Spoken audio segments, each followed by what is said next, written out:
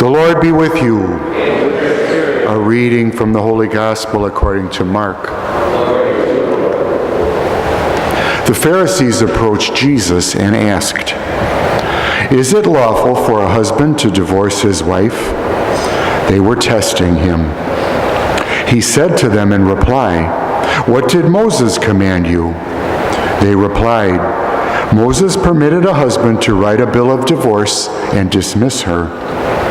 But Jesus told them, "Because of the hardness of your hearts, he wrote you this commandment. But from the beginning of creation, God made them male and female. For this reason, a man shall leave his father and mother and be joined to his wife, and the two shall become one flesh. So they are no longer two, but one flesh. Therefore, what God has joined together, no human being must separate." In the house, the disciples again questioned Jesus about this. He said to them, "Whoever divorces his wife and marries another commits adultery against her. And if she divorces her husband and marries another, she commits adultery."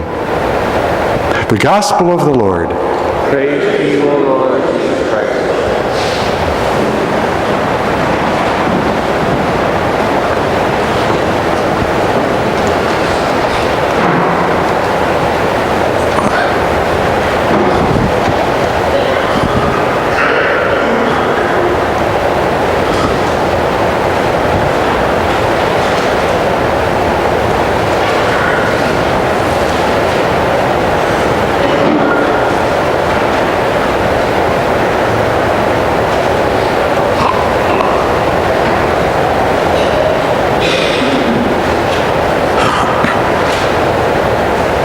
In the old church,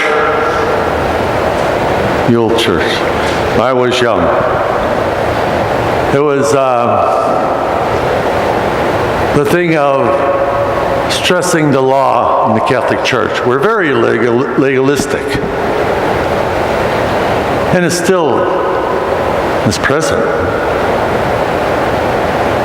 You know, you have to go to church, you have to do this, you have to do that. We're very legalistic in our mentality. I remember even serving Mass when it was in Latin, and the priest would get over in 15, 20 minutes. A wretched job. It was very common. Get it over with. Well, people too. Yeah. They come in, maybe late, and leave early. Get it over with. I remember this article that I read about fallen away Catholics. And anyway, the writer of the article say, well, why do people stop coming to church, stop coming to Mass? So I interviewed this one, and I remember the response, well, you have to give due meaning to the Eucharist.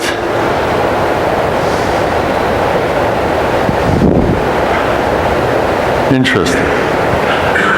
Well, today I'm going to preach about Genesis, first reading, which is the second creation story about Adam and Eve and how God ripped out Adam's rib and formed Eve. And they became. And then my question would be, why did God create man and woman? Why?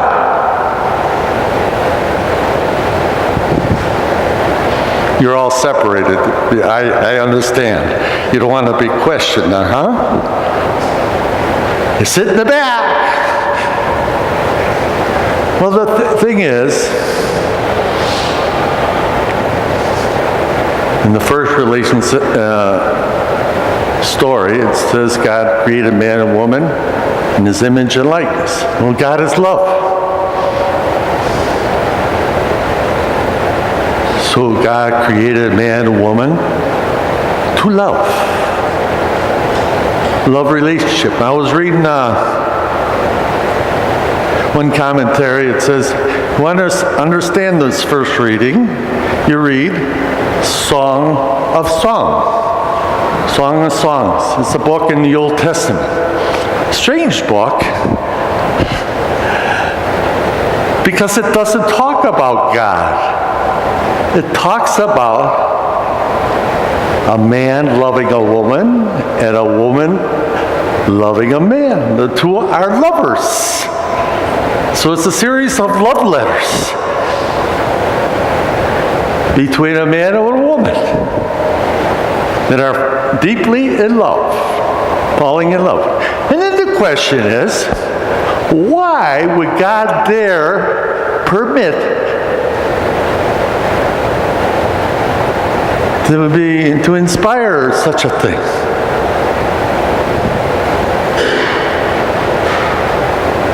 Because it's inspired, Word of God.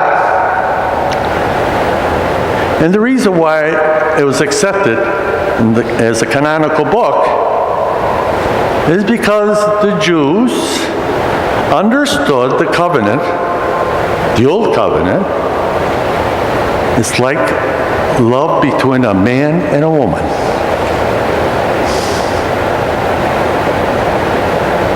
Husband and wife. To such a degree that I understood that way, when the people committed sins against the covenant, it was called adultery.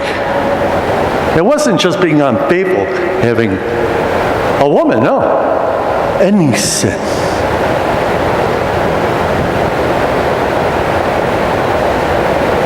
Adultery. And then we see in the New Testament, John, Jesus starts his ministry, marriage feast of Cana. Why? And then he changes 600 liters, or what do you call them? Quarts of water into wine.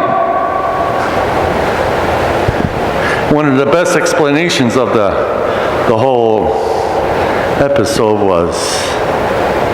was given by last Pope Benedict XVI in one of his books. He says that represents Jesus was, how would you call it? Well, anyway, it was a symbol of Jesus' marriage to us.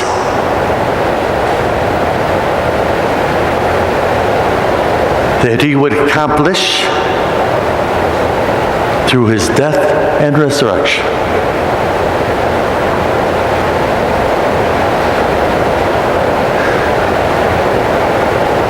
So he's the husband, and we are the wife, the church, the wife. When we talk about the new covenant, we're not talking about anything. We're talking about a marriage feast. Now, if you're bored by a marriage feast, well, that's your problem, But it should be a very meaningful event.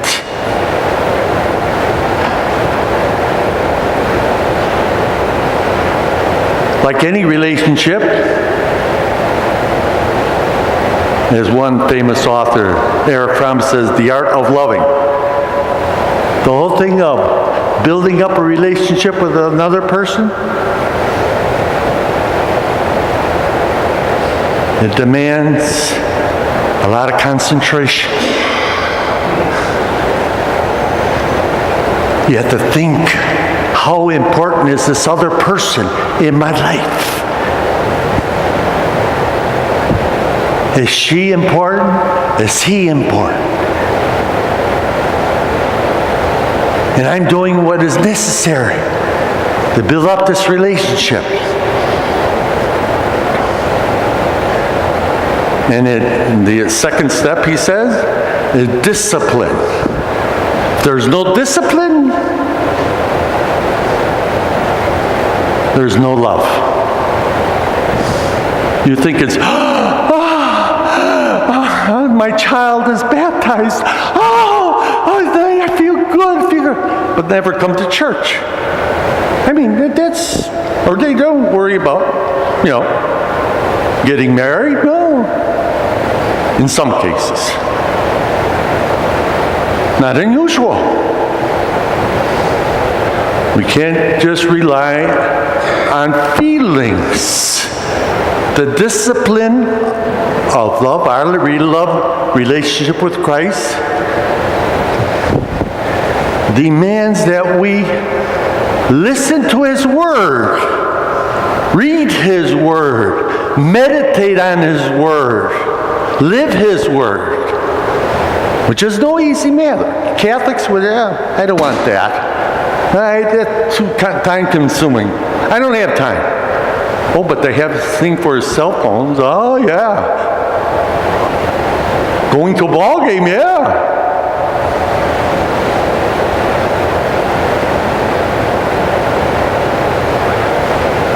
It was interesting, I don't know if any of you read a document. It was written by the present Pope, Pope Francis.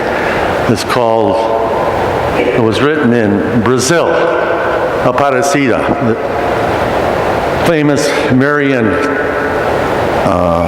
place, and the Brazilians give a lot of attention to it, great devotion to Mary. And anyway, the very powerful document, and one of the priests that came to the United States to explain how the Pope thinks, what kind of mentality he has, he says, read Aparecida. There you have a good, because the present Pope was the main author of the document. He was only Archbishop then, but he was in charge of it. Anyway, talk a lot about lovers, enamorados, that we have to be lovers of Christ. We have to fall in love with them. So the intimate connection of reflecting on the human reality, it goes to our relationship with Christ. And when somebody is in love, they don't want to offend the other person. They'll do anything.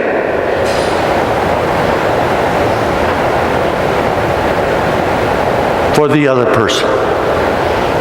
Good example of that is St. Paul. Benedictus XVI also said about St. Paul, he says, understand St. Paul, you have to remember that his faith was a love experience. Experienced love of Christ in his life. And it drove him crazy. Mad. It drove him like a madman. He wasn't afraid of suffering. He wasn't afraid of death. The main thing he wanted to accomplish in his life is not to offend the one that loved him. Not to offend him. And to do what he wants. What he wants.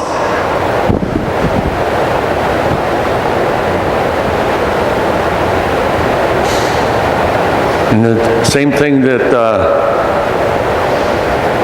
in the Aparecida document of President Pope, he says, the ones who are to evangelize, or are called to evangelize are the lovers. Not the one doesn't attract anybody. But somebody in love, oh, that's a different story.